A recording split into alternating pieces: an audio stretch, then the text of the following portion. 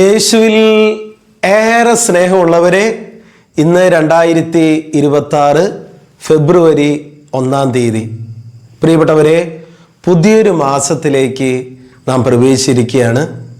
നല്ല പ്രതീക്ഷയോടെ വിശ്വാസത്തോടു കൂടെ ഈ മാസം നമുക്ക് ആരംഭിക്കാം. 3 കാര്യങ്ങൾ അച്ഛൻ ഇന്ന് പറയാൻ ആഗ്രഹിക്കുകയാണ്. ഒന്നാമതായിട്ട്, നല്ല തീരുമാനങ്ങൾ ഈ മാസത്തിൻ്റെ ആരംഭ ദിനത്തിൽ തന്നെ നാം എടുക്കണം. അത് പ്രധാനമായിട്ടും നമ്മുടെ ആത്മാവിൻ്റെ വളർച്ചയ്ക്ക് വേണ്ടിയുള്ള തീരുമാനങ്ങളായിരിക്കണം. കൂടുതൽ വചനം വായിക്കാമെന്നും കൂടുതൽ ജപമാലകൾ ചൊല്ലാമെന്നും ഒക്കെ നല്ല തീരുമാനങ്ങൾ എടുക്കാൻ പറ്റുമെങ്കിൽ എന്നും പരിശുദ്ധ കുർബാനയ്ക്ക് പോവുക. കുമ്പസാരിച്ചിട്ട് ഒത്തിരി നാളായെങ്കിൽ എത്രയും പെട്ടെന്ന് കുമ്പസാരിക്കുക. ദൈവ കരുണയുടെ ജപമാല ചൊല്ലി പ്രാർത്ഥിക്കുക. ആത്മീയ ഗ്രന്ഥങ്ങൾ വായിക്കുക. അങ്ങനെ ആത്മീയമായിട്ട് വളരാനുള്ള നല്ല തീരുമാനങ്ങൾ, പ്രതിജ്ഞകൾ ഈ ഫെബ്രുവരി 1 തന്നെ എടുക്കുക. പ്രാവർത്തികമാക്കാൻ മാക്സിമം പരിശ്രമിക്കുക. രണ്ടാമതായിട്ട്, നമുക്കറിയാം നമ്മുടെ ജീവിതത്തിൽ പലപ്പോഴും നമ്മൾ ജീവിച്ചു കൊണ്ടിരിക്കുന്നത് നമ്മുടെ മാനുഷികമായ പ്രേരണയാലാണ്.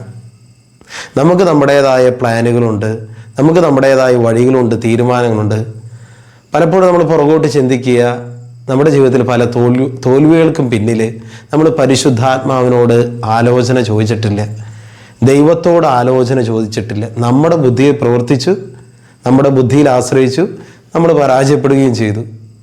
അതുകൊണ്ട് എന്നെ കേട്ടുകൊണ്ടിരിക്കുന്ന പ്രിയപ്പെട്ട മകനെ, മകളെ, ഈ മാസത്തിൽ ദൈവാത്മാവിൻ്റെ, പരിശുദ്ധാത്മാവിൻ്റെ പ്രേരണകൾക്കനുസരിച്ച്, പരിശുദ്ധാത്മാവ് തരുന്ന പ്രചോദനമനുസരിച്ച് ജീവിക്കാനായിട്ട് പരിശ്രമിക്കുക. മൂന്നാമതായിട്ട് അച്ഛന് പറയാനുള്ള, ഈ മാസത്തിൽ ഒരു ദിവസം ഒരു വചനമെങ്കിലും പഠിക്കുക. ഏതെങ്കിലും ഒരു വചനം നമ്മൾ ധ്യാനിച്ചെടുക്കുക, അത് വായിക്കുക, പഠിക്കുക, മനഃപ്പാഠമാക്കുക, അത് ജീവിതത്തിലൊക്കെ ഉപയോഗിക്കുക. നമുക്കറിയാം ദൈവവചനം എന്ന് പറയുന്നത് ഈശോയാണ്. അത് വലിയ ശക്തിയുള്ളതാണ് കർത്താവിൻ്റെ വചനമെന്ന് നമുക്കെല്ലാവർക്കും അറിയാം. അതുകൊണ്ട് സാധിക്കില്ല ഒരു വചനമെങ്കിൽ, അത് ചെറിയ വചനമായിക്കൊള്ളട്ടെ, വലിയ വചനമായിക്കൊള്ളട്ടെ, നിങ്ങൾക്ക് പറ്റാവുന്ന രീതിയിൽ ഒരു വചനമെങ്കിലും ഒരു ദിവസം വായിക്കുക, പഠിക്കുക, മനഃപ്പാഠമാക്കുക. ഈ മാസം വലിയ അനുഗ്രഹത്തിൻ്റെ മാസമായിട്ട് മാറട്ടെ. ഈ 3 ചിന്തകൾ മനസ്സിൽ എപ്പോഴും ഉണ്ടാകണം. ആത്മാവിൻ്റെ വളർച്ചയ്ക്ക് വേണ്ടി നല്ല തീരുമാനങ്ങൾ, ശക്തമായ തീരുമാനങ്ങൾ എന്തായാലും നമ്മൾ എടുക്കണം.